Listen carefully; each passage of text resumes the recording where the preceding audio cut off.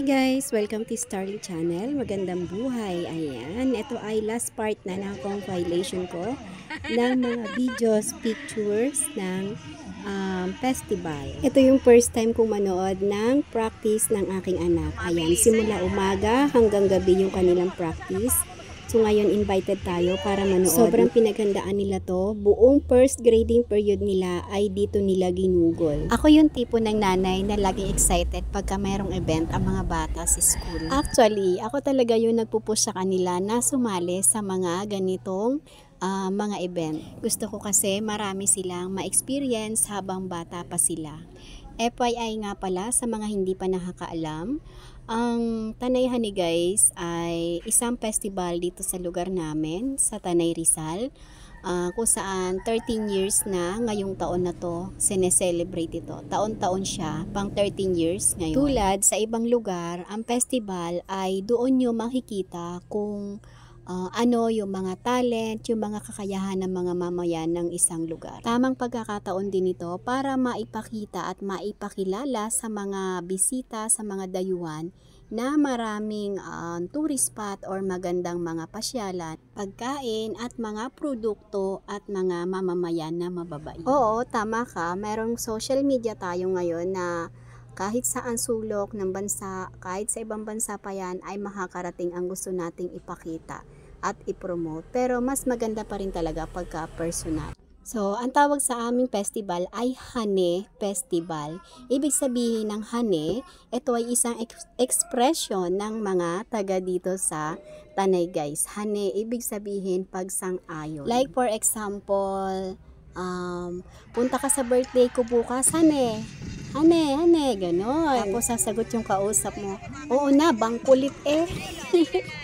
Hindi nga pala ako legit na taga-Tanay. Na-adapt ko na lang yung kanilang expression. Ayan, ang gagaling nilang sumayawan eh. Tama na nga ako ng kaahan eh, baka maumay na kayo. So ayan guys, panoorin nyo na lang yung video.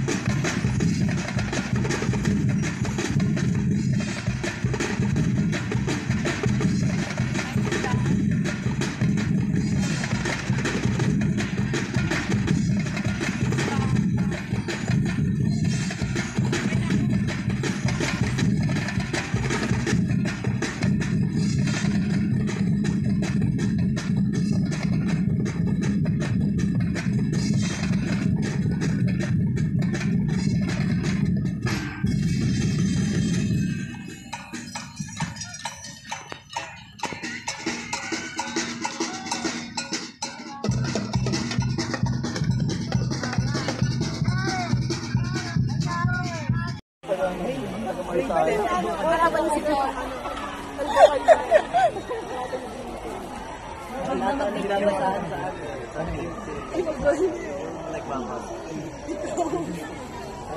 dahil sa sobrang pagpapractice, ayan, bumigay na yung sandalyas ng anak ko. At for the rescue naman, syempre, ang mami.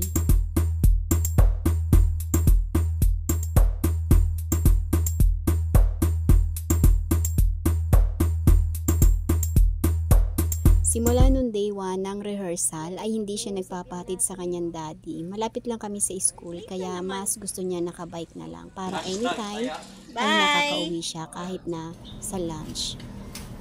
Thank you so much nga pala sa mga co-parents ko sa grade 10 Aguila na nagtulong-tulong para makabuo kami ng pambili ng merienda ng mga bata. So ayan, thank you so much.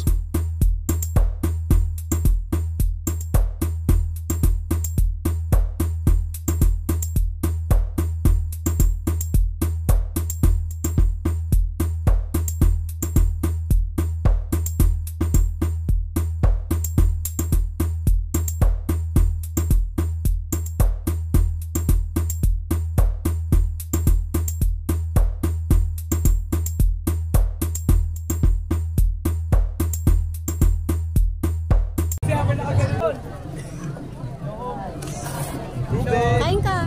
May tinapay doon, may sandwich. Congrats!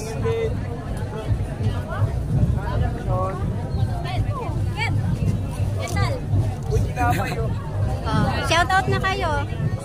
Hello sa vlog. Shout out po sa nahulugan ng sandals kanina. Ako po yun.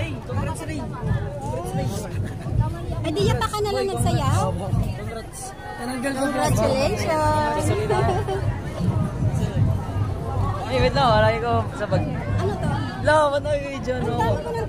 At dahil tapos na sila mag-perform, ay pinagmerienda muna namin sila.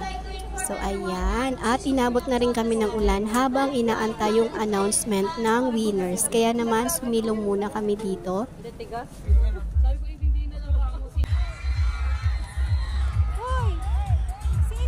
Dahil limited lang yung pinapasok, kaya wala akong full video ng kanilang final na performance.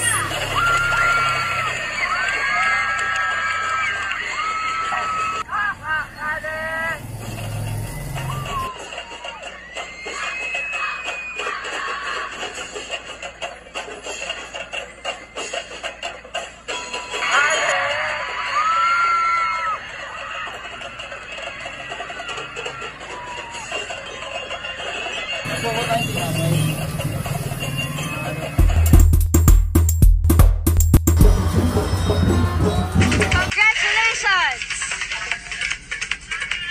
San Arianan Cultural Group! Our third placer goes to San Arianan Cultural Group! San Arianan Cultural Group!